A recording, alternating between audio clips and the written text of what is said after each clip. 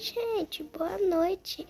Hoje eu tô sem fone e hoje, depois de amanhã eu vou estar muito feliz. Sabe por quê?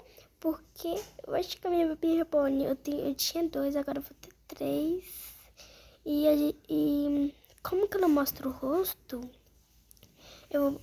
minha prima também vai vir, aí ela vai vestir uma máscara, a gente vai fazer uma máscara de papelão, bem bonita, de gato.